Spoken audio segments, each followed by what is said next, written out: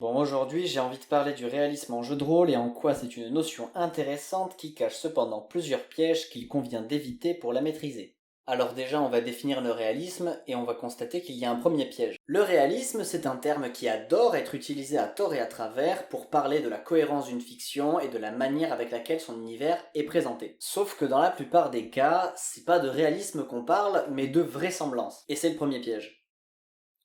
Le réalisme, c'est plutôt traiter quelque chose qui est comme notre monde, c'est-à-dire comme si c'était dans notre univers, donc avec ses lois, la loi de la physique, la loi de la gravité, ces choses comme ça. Or, il y a une multitude d'œuvres de fiction qui ne possèdent pas du tout des traits propres à notre monde, puisqu'il y a des événements surnaturels ou tout simplement de la magie. Et donc dans ces cas-là, dire «Ah mais c'est pas réaliste», c'est pas approprié parce que c'est pas le sujet. Ce qui compte alors, c'est de parler de vraisemblance. Vraisemblance, c'est à quel point l'univers va être cohérent dans la manière de présenter ses codes, de façon à ce que ça ne nous sorte pas de la fiction, c'est-à-dire qu'on se sente bien dedans, qu'on accepte les lois du style le feu bleu a un pouvoir magique de résurrection, et bien quand quelqu'un utilise du feu bleu pour ressusciter quelqu'un, on se dit ah bah oui, c'est cohérent, c'est vraisemblable, tout va bien. Alors que c'est pas du tout réaliste, c'est n'importe quoi du feu bleu qui ressuscite des gens, ça n'a pas de sens. Et donc c'est pour ça que c'est important de savoir ce que veut dire vraiment le terme réalisme et être réaliste, parce que lorsque vous l'employez, c'est lorsque vous voulez mettre en avant des détails qui sont dans notre monde à nous. Donc expliquer le fonctionnement d'une machine, la logique d'un pays, parce que ça repose sur des bases semblables à notre univers. Et être réaliste, ce n'est pas forcément être vraisemblable, et inversement. Parce que si on veut être 100% réaliste, il y a des événements de la vie qui sont ennuyeux, qui sont imprévus, qui des fois semblent être complètement fous, des réactions inattendues de personnes qui sont tout à fait incohérentes,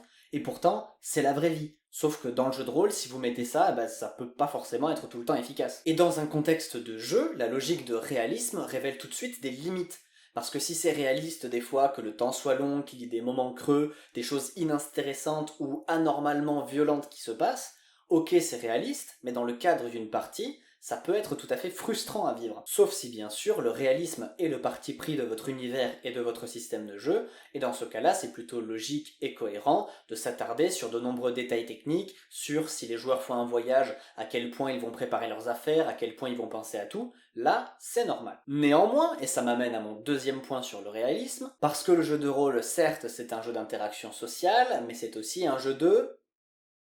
rythme, voilà, parfait, les abonnés ont déjà répondu à la question. Et donc, si c'est un jeu de rythme, vous appesantir tout le temps, en toute occasion, sur des détails réalistes de votre univers ou sur comment vos joueurs doivent s'organiser, ça peut ralentir le rythme et faire que les parties sont longues et ennuyeuses. C'est pour ça qu'il faut le doser. Dans les situations où il sera important de laisser place à l'action, il sera alors essentiel d'éviter de trop s'alourdir sur des détails inutiles. Dosez correctement donc vos détails réalistes, c'est les mobiliser dans les moments où ils seront le plus utiles et où ils seront le mieux reçus par vos joueurs.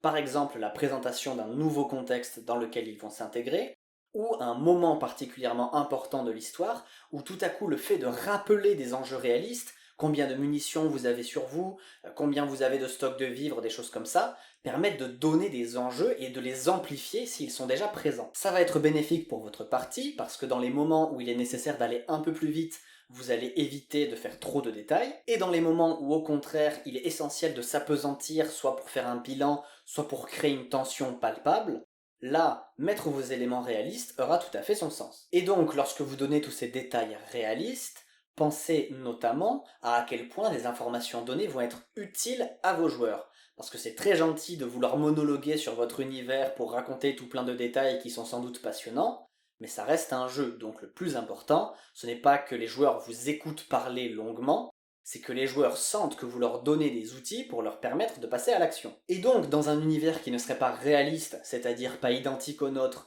mais tout de même vraisemblable et avec quelques lois similaires aux nôtres, par exemple, si on se blesse, on saigne, par moment insister sur certains détails réalistes permet de faire comprendre aux joueurs la situation dans laquelle ils se trouvent et éventuellement les forces ou les individus qui sont autour d'eux. Si vous décrivez un quartier dans lequel les joueurs s'aventurent qui a été ravagé par une catastrophe ou par une menace inconnue. Là, par exemple, s'amuser à traiter de manière réaliste à quel point les câbles des enseignes lumineuses ont été arrachés, la violence qui semble avoir perforé les murs des bâtiments à côté, là vous pouvez y aller et créer une aura à la fois de mystère et de danger, en expliquant que la puissance qui a fracassé le mur semble être au moins équivalente à un bulldozer, ou c'est comme si un immense boulet de démolition avait frappé dedans, vous donnez des images précises, concrètes, qui permettent aux joueurs d'identifier la situation, et en même temps vous leur donnez des informations utiles, c'est-à-dire que vous montrez que la créature, la chose, est soit une explosion, soit quelque chose de gigantesque qui a des gros points, etc. Ce qui vous permet de gérer à la fois la vraisemblance de votre monde et donc sa cohérence, de présenter des enjeux forts, il y a une menace grande ou il y a un environnement particulier, et de donner des informations utiles. Maintenant que vous êtes dans tel endroit que j'ai présenté de telle façon, eh bien vous savez que il vaudra mieux interroger le voisinage, vous préparer à combattre, enquêter plutôt la nuit, etc. Aussi, à propos du réalisme, Guy de Maupassant, qui est un des représentants de ce mouvement du point de vue littéraire, disait justement qu'il était plus un illusionniste que quelqu'un qui utilisait vraiment du réalisme. Finalement, le réalisme, c'est donner juste assez d'informations et les présenter d'un point de vue suffisamment précis pour créer cette illusion d'univers réel, pour créer cet univers où on sent des lois tangibles proches du nôtre et qui nous permet de